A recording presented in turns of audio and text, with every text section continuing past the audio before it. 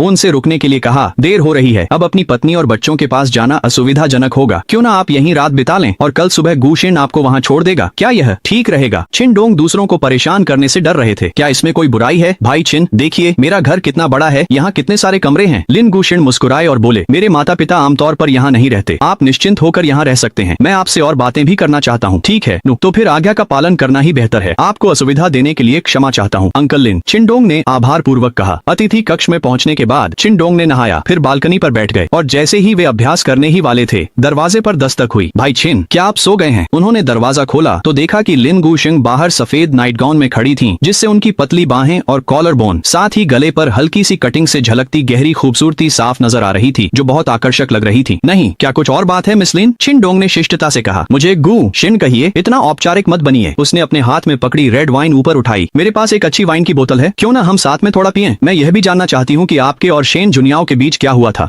ठीक है। छिन डोंग भी शेन जुनियाओ के बारे में उससे और जानना चाहता था, तो दोनों बालकनी में बैठकर वाइन पीते हुए बातें करने लगे। भाई छिन, आपकी शेन जुनियाओ से मुलाकात कैसे हुई? छिन डोंग ने कुछ भी नहीं छुपाया और सीधे सारी बात समझा दी। ये सब सुनने के बाद लिन गेरसन ने अविश्वास में अपना मुंह खोला और कांपती आवाज में बोली, तो जिया बाओ सच में आपकी बेटी है? बाहर की दुनिया में हमेशा यह अटकलें लगती रही हैं कि जिया बाओ का असली पिता कौन है, लेकिन इतने सालों में कभी कोई खबर नहीं आई। मुझे उम्मीद नहीं थी कि शेन जुनियाओ ने अस्पताल में IVF करवाया था, अब समझ में आया। गेरसन, मैंने तुम्हें सच्चाई बता दी है, तुम्हें कल मेरी मदद करनी ही होगी उन्हें ढूंढने में, छिन डोंग ने गंभीरता से कहा। इसके अलावा इस बात को गुप्त रखना जरूरी है, मैं नहीं चाहता कि उन्हें किसी तरह की परेशानी हो। वह संभली और सिर हिलाकर सहमति जताई। चिंता मत करो, तुम मुझ पर इतना भरोसा करते हो, मैं तुम्हें कैसे धोखा दे सकती हूँ? लेकिन तुम सिर्फ जिया बाओ के जैविक पिता हो, तुम दोनों की शादी नहीं हुई है, क्या वह तुम्हें स्वीकार करेगी? छिन डोंग मुस्कुराया। बिल्कुल, हमारे बीच एक समझौता है और इस बार मैं अपना वादा निभाने आया हूँ। ठीक है, तो मैं तुम्हारी उनसे सुखद पुनर्मिलन की कामना करती हूँ। लिन गेरसन ने अपना गिलास उठाया, दोनों ने शराब खत्म की और बहुत बातें की। लिन गेरसन ने शेन जुनियाओ के बारे में और भी बहुत कुछ जाना, जिसमें कुछ कारनामे भी शामिल थे। जितना वह जानती गई, उतना ही उसे महसूस हुआ कि शेन जुनियाओ कितनी उत्कृष्ट है। उस रात छिन डोंग ने नींद नहीं ली। लिन गेरसन के जाने के बाद उसने इस मौके का फायदा उठाकर साधना की। हालांकि अब उसमें एक निश्चित शक्ति थी, लेकिन वह उन जादू मंत्रों के समूहों को गहराई से नहीं समझ पाया था, इसलिए उसे जल्द से जल्द इसे समझना और खुद को बेहतर बनाना था, खासकर इस अनजान शाही राजधानी में। इसी समय लिन कर्सन ने बाहर दरवाजा खटखटाया और आवाज लगाई, भाई किन, क्या आप जाग गए हैं? आइए नाश्ता करें और मेरी भाभी को ढूंढने चलें। ओह, अभी आया? किन डोंग ने जल्दी से जवाब दिया, फिर तैयार होकर बाहर निकल गया। एक भरपूर नाश्ते के बाद किन डोंग ने लिन तियानशियांग को अलविदा कहा और फिर लिन कर्सन की कार में बैठकर वहां से चला गया। आधे घंटे से भी अधिक समय बाद लिन कर्सन एक उपनगरीय हवेली पर पहुंचे और समझाया, मैंने किसी से पूछा और पता चला कि शेन जुनियाओ इन दिनों कंपनी नहीं गई और बच्चों के साथ घर पर ही रहीं, तो वे लोग घर पर ही होने चाहिए। हाँ, आपकी मदद के लिए धन्यवाद। किन डोंग अपनी बेटी से जल्द मिलने के लिए उत्साहित था। अध्याय 12, शेन जुनियाओ से दोबारा मुलाकात। गाड़ी हवेली के गेट के बाहर आकर रुकी। किन डोंग कार से उतरे और चारों ओर देखने लगे। वह हैरान होकर बोले, वो क्या वे लोग यहाँ रहते हैं? हाँ, मेरी भाभी कोई साधारण इंसान नहीं है, लिन कर्सन ने मजाक करते हुए कहा। उन्होंने इस जमीन को खरीदने में सैकड़ों करोड़ खर्च किए और फिर इस हवेली को बनाने में भी कई 100 करोड़ लगा दिए। उनकी आर्थिक स्थिति को देखते हुए ये कोई बड़ी बात नहीं है। किन डोंग ने कड़वाहट भरी मुस्कान के साथ कहा, कर्सन, मुझे यहाँ छोड़ने के लिए धन्यवाद, अब तुम वापस जाओ। क्या तुम्हें यकीन है कि मुझे तुम्हारे लिए इंतजार नहीं करना चाहिए? अगर वे घर पर नहीं हुए तो यहाँ से टैक्सी मिलना मुश्किल है, उसने जवाब दिया। कोई बात नहीं, मैं उनका घर लौटने तक यहीं इंतजार कर सकता हूँ। किन डोंग ने कहा, ये जानना ही काफी है कि वे यहाँ रहते हैं। ठीक है, तो मुझे एक फोन नंबर दे दो, अगर तुम्हें फिर से गाड़ी की जरूरत हो तो कभी भी मुझे कॉल कर लेना। लिन कर्सन ने अपना मोबाइल फोन निकालते हुए शरारती अंदाज में कहा। किन डोंग मुस्कुराया और दोनों ने एक दूसरे की संपर्क जानकारी साझा की। उसके जाने के बाद किन डोंग ने डोरबेल दबाई। कुछ देर बाद 2 काले कपड़ों में पहने हुए बॉडीगार्ड्स ने दरवाजा खोला। किन डोंग को देखा और हैरानी से पूछा, माफ कीजिए, आप किससे मिलना चाहते हैं? मैं शेन जुनियाओ से मिलने आया हूँ, उसने सच सच कहा। मेरा नाम किन डोंग है, आप अंदर नहीं जा सकते, मैं पहले बॉस को सूचित करता हूँ, बॉडीगार्ड ने उसे रोकते हुए जवाब दिया। किन डोंग ने लाचार होकर सिर हिलाया और वहीं इंतजार करने लगा, लेकिन इससे ये पता चलता है कि शेन जुनियाओ शायद घर पर ही है। करीब 10 मिनट बाद बॉडीगार्ड वापस आया और बोला, किन साहब, कृपया अंदर आइए। धन्यवाद। वह बहुत उत्साहित था। वाकई वह घर पर ही थी। पिछली बार जब वे मिले थे तो यह महिला हमेशा बहुत घमंडी रहती थी और वह खुद एक बेरोजगार आवारा था। इस सशक्त महिला का सामना करते हुए किन डोंग हमेशा असमंजस में रहता था और खुद को थोड़ा हीन भी महसूस करता था, लेकिन अब उसने शर्त जीत ली थी और अपने पूर्वजों की विरासत प्राप्त कर ली थी। अब वह चाहे किसी का भी सामना करे, उसमें आत्मविश्वास था, इसलिए चाहे हवेली कितनी भी भव्य क्यों न हो, वह सिर ऊंचा करके अंदर गया। नालायकों, क्या तुम्हें यूं ही पाला जा रहा दूसरा मौका नहीं मिलेगा। मैं वादा करता हूँ कि इस महीने प्रदर्शन में सुधार होगा। हाँ बॉस शेन, मैं इसे जरूर संभाल लूंगा और आपको संतोषजनक जवाब दूंगा। शेन जूनियर ने उन्हें देखा और ठंडे स्वर में कहा, अगर अगले महीने भी तुमने मुझे ऐसी ही रिपोर्ट दी तो बस इस्तीफा दे देना। तुम मेरे कर्मचारी कहलाने के लायक नहीं हो। बाहर जाओ। जी। दोनों आदमियों ने अपना ठंडा पसीना पोंछा और पीछे हट गए। किन डोंग इस दृश्य को देखकर हैरान रह गया। इस औरत का रौब सच में आम लोगों के बस की बात नहीं था। यह बहुत डरावना था। बॉस, मिस्टर किन आ गए हैं। इस समय बॉडीगार्ड ने आवाज लगाई। शेन जूनियर ने पानी का एक घूंट पिया और धीरे धीरे सिर घुमाया। जब उसकी नजर किन डोंग से मिली तो उसके चेहरे पर साफ हैरानी झलक गई। फिर उसने भौहें सिकोड़ ली। वाकई वही है। उसने इशारे से बॉडीगार्ड को जाने दिया और फिर पूछा, तुम यहाँ तक कैसे पहुँचे। डोनाल्ड किन आगे बढ़ा और नाराजगी से बोला, तुम पूछने की हिम्मत कैसे कर सकती हो। तुमने मुझे झूठा पता क्यों दिया। मैं तो कल रात लगभग सड़क पर ही सो गया था। उसने भावशून्यता से कहा, क्योंकि मैं तुम्हें बिल्कुल भी नहीं देखना चाहती। क्यों। तुमने 100 मिलियन गंवा दिए और फिर भी मुझसे पैसे मांगना चाहती हो। डोनाल्ड किन, मैंने कभी नहीं कहा था कि मैं तुम्हें कोई मदद दूंगी। अगर हार गए हो तो हार गए हो। याद है तुमने पहले क्या कहा था। हे तुम दिल से मुझे तुच्छ समझती हो। डोनाल्ड किन ने उसके खूबसूरत और ठंडे चेहरे को घूरते हुए ठंडी सांस ली। चिंता मत करो, मुझे सब कुछ अच्छी तरह याद है, इसीलिए मैं तुमसे मिलने आया हूँ। जिया बाओ कहाँ है। अध्याय 13 धोखा। इसका क्या मतलब है। शेन जूनियर ने भौहें चढ़ाते हुए कहा, तुमने 1 अरब कमा लिए। हाँ, मैंने पैसे कमाए हैं। किन डोंग धीरे धीरे उसके पास आया और उसकी खूबसूरत आंखों में सीधे देखता रहा। इस बार किस्मत से मैं जीत गया। माई कार्ड में 1 अरब है। तुम चाहो तो चेक कर सकती हो या नानचेंग जाकर पुष्टि कर सकती हो। धड़ाम। शेन जूनियर हल्का सा कांप गई और उसके हाथ में कार्ड को अविश्वास से देखने लगी। कोई आश्चर्य नहीं कि वह इस मुलाकात में पहले से ज्यादा आत्मविश्वासी था। असल में उसने यह कर दिखाया था। लेकिन यह कैसे संभव है। सिर्फ 1.5 महीना ही तो हुआ है। वह एक कमजोर और निचले स्तर का व्यक्ति है। अगर उसे 100 मिलियन भी दे दिए जाएं, तब भी वह इतनी कम अवधि में 1 अरब नहीं कमा सकता। क्या बात है, कुछ बोलती क्यों नहीं। मशहूर मिस्टर शेन, इंपीरियल सिटी की क्वीन, अपना वादा तो नहीं तोड़ेंगी ना। किन डोंग ने मजाक किया। अगर ये बात फैल गई तो अच्छा नहीं लगेगा। उसके घमंडी चेहरे को देखकर शेन जूनियर ने खुद को शांत किया। उदास चेहरे के साथ बैठ गई। फिर अपना कंप्यूटर ऑन किया और बैंक में लॉग इन करके उसके कार्ड का बैलेंस चेक किया। जब उसने देखा कि वाकई में 1 अरब है तो उसका चेहरा और भी ज्यादा बिगड़ गया और वह किन डोंग को घूरने लगी। तुमने जरूर कोई धोखाधड़ी की है। ये कैसे किया। लोन लिया है क्या। किन 10,000 में से 1 की जो संभावना थी वह वास्तव में किन डोंग ने जीत ली। एक पल के लिए शाही नगर की रानी असमंजस में पड़ गईं। आखिरकार उन्होंने कभी सोचा ही नहीं था कि किन डोंग जीत सकता है और वह अपनी पुरानी जिंदगी को टूटता हुआ नहीं देखना चाहती थी। शेन जूनियर, क्या तुम सच में धोखा देना चाहती हो। उसके बदलते हुए हाव भाव देखकर किन डोंग ने घबराते हुए कहा, मैं तुम्हें बता रहा हूँ, धोखा देने का कोई मतलब नहीं है। जिया बाओ मेरी बेटी है और एक पिता होने के नाते मुझे लगता है कि मेरी मांगें बिल्कुल भी ज्यादा नहीं है। मैंने तुम्हारी शर्त पूरी कर दी है, अब तुम्हें भी मेरी शर्त माननी चाहिए। शेन जूनियर ने गहरी सांस ली और उससे कहा, किन डोंग, सच कहूँ तो मैं वाकई अपना वादा तोड़ना चाहती हूँ। यह बात कि तुम 1 अरब कमा सकते हो वाकई मुझे हैरान कर गई है। मैं इसके लिए बिल्कुल भी तैयार नहीं थी। देखो ऐसा करते हैं, मैं तुम्हें 10 अरब दूंगी, बस तुम हमारी जिंदगी से चले जाओ। यही मेरी सबसे बड़ी ईमानदारी है। 10 अरब तुम्हारे लिए समृद्ध और ऐशो आराम की जिंदगी के लिए काफी है और ऐसी जिंदगी जीने के लिए जिसके बारे में अनगिनत लोग सपना देखते हैं। किन डोंग नाराज हो गया और नाखुश होकर बोला, शेन जूनियर, मैं तुम्हें फिर से बता देता हूँ, मैंने जिया बाओ से पैसे के लिए मुलाकात नहीं की थी। मुझे तुमसे 1 पैसा भी नहीं चाहिए। मैं बस जिया बाओ के पिता की भूमिका निभाना चाहता हूँ और उसे वही पिता का प्यार देना चाहता हूँ जिसकी वह हकदार है। क्या मेरी मांगे बहुत ज्यादा हैं? तुम हमेशा इतनी स्वार्थी क्यों हो। सुन लो, चाहे तुम वापस जाकर धोखा देना चाहो, मैं कभी भी इसके लिए राजी नहीं होऊंगा। उसकी दृढ़ता देखकर शेन जूनियर ने ठंडे स्वर में कहा, तुम्हें यह कहने का क्या हक है। मत भूलो कि अगर मैं न होती तो तुम आज भी बेरोजगार आवारा होते। इंसान को संतुष्ट रहना सीखना चाहिए। अगर सब कुछ चाहोगे तो अंत में सब कुछ खो दोगे। मैं तुम्हें सलाह देती हूँ कि मेरी बात मान लो, वरना बाद में पछताना पड़ेगा। छिन डोंग खड़ा हो गया। उसने उसकी ओर घूरते हुए गहरी आवाज में कहा, क्या तुम मुझे धमका रही हो। हाँ, इंसान को संतुष्ट रहना चाहिए। जिया बाओ भी मेरा ही खून है। अपने ही बच्चे को पहचानने में क्या गलत है। अगर तुम्हें सब कुछ वापस चाहिए तो तुम्हें कुछ भी करने की जरूरत नहीं। मैं खुद सब कुछ तुम्हें दे दूंगा, लेकिन मुझे जिया बाओ को पहचानना होगा। ओह हाँ, पिछली सहमति के अनुसार अगर मैं जीत गया तो तुम्हें मेरे साथ सोना होगा। तुम ख्वाब देख रहे हो। एक शेन जूनियर गुस्से में खड़ी हो गई, लेकिन उसके गाल थोड़े लाल हो गए थे। ये घिनौना था कि यह आदमी अब भी उसके बारे में ऐसी योजना बना रहा था। अध्याय 14 कच्चे चावल को पका हुआ चावल बनाना। ऐसा लगता है कि तुम सच में धोखा देना चाहती हो, लेकिन मैं सच में, चिन डोंग ने कहा। शेन जूनियर, तुम जिया बाओ की माँ हो और मेरे बच्चे की माँ भी, इसलिए मैं तुम्हारा सम्मान करता हूँ। मैं तुमसे तब बहस नहीं करूंगा जब तुम गुस्से में हो। अभी मैं सिर्फ जिया बाओ से मिलना चाहता हूँ। वह कहाँ है। शेन जूनियर ने गहरी सांस ली ताकि अपना गुस्सा शांत कर सके, लेकिन उसने शर्त हार दी थी, इसलिए वह उसे हरा नहीं सकी। वह ठीक हो गई है और लगभग स्कूल वापस जाने के लिए तैयार है। वह आज दोपहर तक घर नहीं आ पाएगी। ओह, जिया बाओ के लिए 4 साल की उम्र में किंडरगार्टन जाने का समय आ गया है। किन डोंग ने सिर हिलाया। ठीक है, तो मैं घर पर ही उसके लौटने का इंतजार करूंगा। अरे आखिरकार मैं मेहमान हूँ तो तुम्हें मुझे पानी तो पिलाना चाहिए है ना, खुद ही ले लो। वह गुस्से में काले चेहरे के साथ ऊपर चली गई। अरे शेन जी आप तो एक सेलिब्रिटी हैं, छिन डोंग ने जोर से कहा। अगर आपने सच में अपना वादा तोड़ा तो मैं सबको बता दूंगा कि मैं ही बच्चे का पिता हूँ। मुझे नहीं पता तब आपकी इज्जत का क्या होगा, लेकिन सोच लीजिए तुम्हारी हिम्मत कैसे हुई। शेन जुनियाओ अचानक मुड़ी और उसे गुस्से से घूरने लगी। उनकी मौजूदगी इतनी प्रबल थी मानो वह उसे जिंदा ही खा जाएंगी। ठीक है, मुझे हिम्मत नहीं है, छिन डोंग ने सिर हिलाते हुए कहा, लेकिन जिया बाओ को पहचानने के लिए मेरे पास और कोई रास्ता नहीं है। वह इतनी गुस्से में थी कि बोल भी नहीं पाई, दांत भींचते हुए ऊपर चली गई। इस वक्त वह सच में छिन डोंग को मार डालना चाहती थी, लेकिन यह सोचकर कि आखिरकार वह गार्बो का जैविक पिता है, क्या गार्बो भविष्य में उसे दोष देगा, यह सोचकर वह बस इस ख्याल को छोड़ने पर मजबूर हो गई। इस बार वह गलती कर बैठी और लड़खड़ा गई। छिन डोंग ड्राइंग रूम में ही रुका रहा, बोर हो रहा था क्योंकि वह कल रात भर अभ्यास करता रहा और सो नहीं पाया था, तो वह सीधा लेट गया और सो गया। जब शेन जुनियाओ पानी लेने नीचे आई और उसे खर्राटे लेते देखा तो वह बहुत गुस्सा हो गई। ये आदमी सच में खुद को बाहरी नहीं समझता। अगर ध्यान से देखो तो ये आदमी काफी हैंडसम है। लगता है जैसा उसने सोचा था यह इतना बेकार भी नहीं है। अगर ध्यान से सोचो तो वह इतनी कम समय में इतना पैसा कमा सकता है, यह भी एक हुनर है। शेन जुनियाओ को अचानक लगा कि वह अब उतना परेशान करने वाला नहीं है। बॉस, मैडम स्कूल से वापस आ गई हैं। इसी समय बॉडीगार्ड बाहर से गार्बो को लेकर वापस आया। जैसे ही वह घर में दाखिल हुई, छोटी लड़की ने उत्साहित होकर चिल्लाया, मम्मी मुझे भूख लगी है, क्या आज रात पिज्जा मिल सकता है? बेटा तुम घर आ गई हो, क्या आज स्कूल में अच्छा व्यवहार किया? शेन जुनियाओ अपनी बेटी के सामने हमेशा इतनी ही सौम्य और दयालु रहती थी। उसने उसकी छोटी सी शक्ल को सहलाते हुए कहा, तुम स्वस्थ हो और बाहर का खाना नहीं खा सकती। मम्मी ने आंटी से सब्जियां मंगवाई हैं, पहले एक सेब खा लो। ठीक है, जिया बाओ ने थोड़ी निराशा के साथ कहा। गार्बो देखो मैं कौन हूँ। छिन डोंग की नींद खुल गई और उसने जिया बाओ को देखा जिसे वह बहुत याद करता था। वह खुशी खुशी खड़ा हो गया और बोला, पापा पापा। जिया बाओ ने मुड़कर उसे देखा और हैरानी से तुरंत उसकी ओर दौड़ पड़ी। छिन डोंग ने उसे गोद में उठा लिया और मुस्कुराते हुए कहा, क्या तुम्हें पापा की याद आई? मुझे हैरानी है पापा, आप यहाँ क्यों आए? उसने शिकायत की, आपने कहा था कि आप मुझे खेलने ले जाएंगे। पापा तो यहाँ है ना, वीकेंड खत्म होने के बाद चलो खेलने चलते हैं, कैसा रहेगा? ठीक है, अब हम आखिरकार खेल पाएंगे, उसने खुशी से चिल्लाते हुए कहा। यह दृश्य देखकर शेन जुनियाओ के मन में अनायास ही थोड़ी जटिलता सी महसूस हुई। वह स्वाभाविक रूप से समझ सकती थी कि जिया बाओ को छिन डोंग पसंद है। क्या हमें वाकई उन्हें एक दूसरे को पिता पुत्री के रूप में स्वीकार करने देना चाहिए? अपने विचारों को एक तरफ रखते हुए उसने ठंडे स्वर में कहा, तुम्हें किसने जिया बाओ को खेलने ले जाने की इजाजत दी? वह अब अच्छी तरह से ठीक हो रही है, वह क्यों नहीं जा सकती? छिन डोंग ने पूछा। बच्चों को खुश रहना चाहिए, तुम अपने काम में इतनी व्यस्त रहती हो, लगता है कि तुम्हारे पास आम दिनों में उसके साथ खेलने का समय नहीं है, इसलिए उसे मेरी जरूरत है। ये पिता शेन जुनियाओ असमंजस में पड़ गई। शब्दों की कमी हो गई थी। वह अपने काम में वाकई बहुत व्यस्त थी। उसे अपनी बेटी के साथ समय बिताने का शायद ही कभी मौका मिलता था। वह हमेशा इसके लिए खुद को दोषी महसूस करती थी, इसलिए इस दौरान उसने बहुत सा काम छोड़ दिया और अपनी बेटी के साथ रहकर उसकी देखभाल की। शेन साहब, मैं सब्जी खरीद कर आ गई हूँ। माँ, मैं तुरंत खाना बनाना शुरू कर दूंगी। इसी समय नैनी बाहर से बर्तन लेकर वापस आई।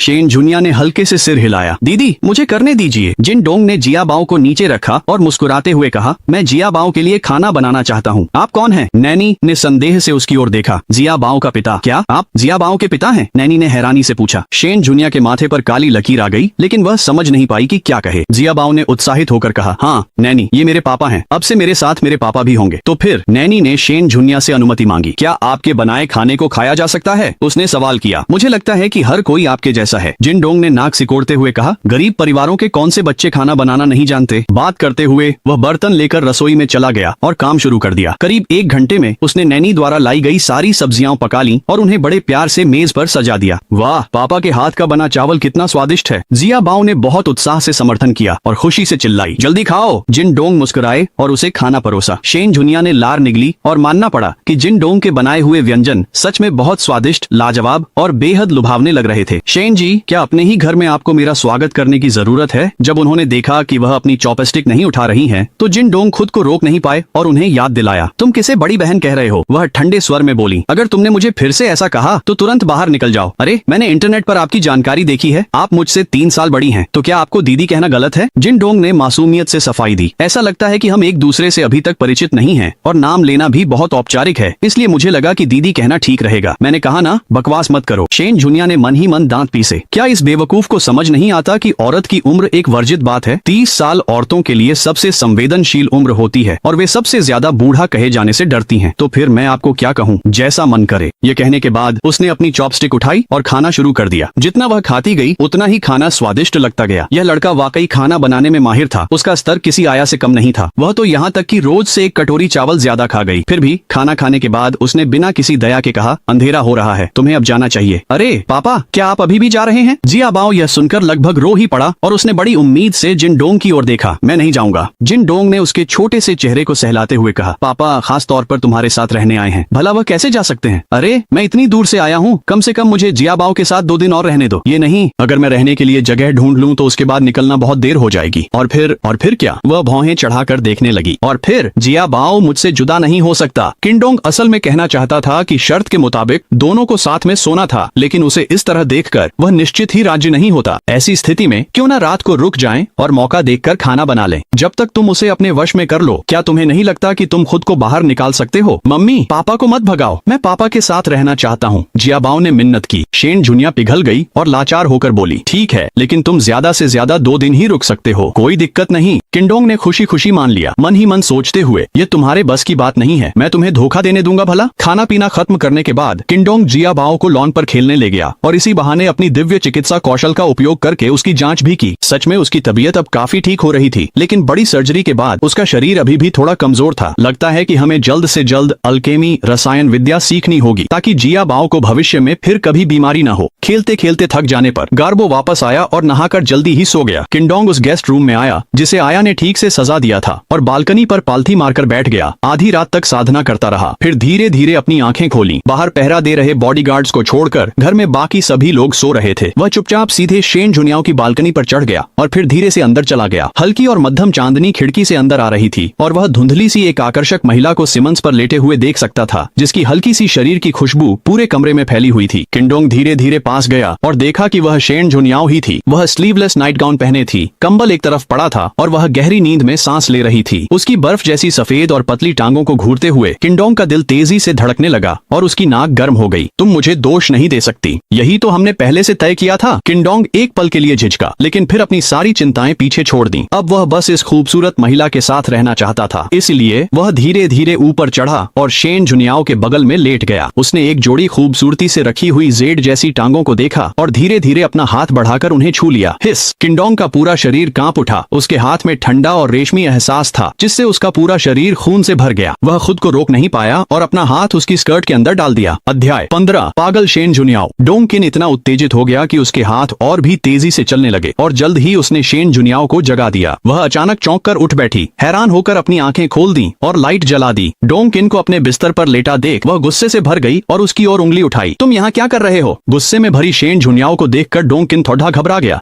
लेकिन उसने सोचकर आत्मविश्वास से कहा, मैं यहाँ अपना वादा निभाने आया हूँ। हमने तय किया था कि अगर मैं जीत गया तो तुम मेरे साथ सोओगी। हरामी, तुम कितने बेशर्म हो। वह इतनी गुस्से में थी कि उसने गालियां दे डाली। राजधानी की रानी की अपनी छवि की बिल्कुल भी परवाह नहीं की और पागलों की तरह बोली, तुम्हें इतनी हिम्मत किसने दी कि मेरे कमरे में आओ, मेरे बगल में लेटो और मुझे छूने की जुर्रत करो? अगर तुम ऐसा करते हो और गार्बो की तस्वीर को देखते हो तो मैं नहीं, लोगों को तुम्हें मारने दो। ऊपर जाओ और भी गर्म हो जाओ। शेन जुनिया नान, निश्चिंत रहो, मैं तुम्हारा और जियाबाओ का जरूर ख्याल रखूंगा। तुम क्या करना चाहते हो? शेन जुनिया खुद को घबराने से नहीं रोक पाई। उसने एक ऐसे आदमी को कम आंका था जिसे अपनी इच्छा ने अंधा कर दिया था। यह तो हमने पहले से तय किया था, अब तुमने यह क्यों कह दिया? छिनडोंग ने अचानक सिर झुकाया और उसका मुंह बंद कर दिया।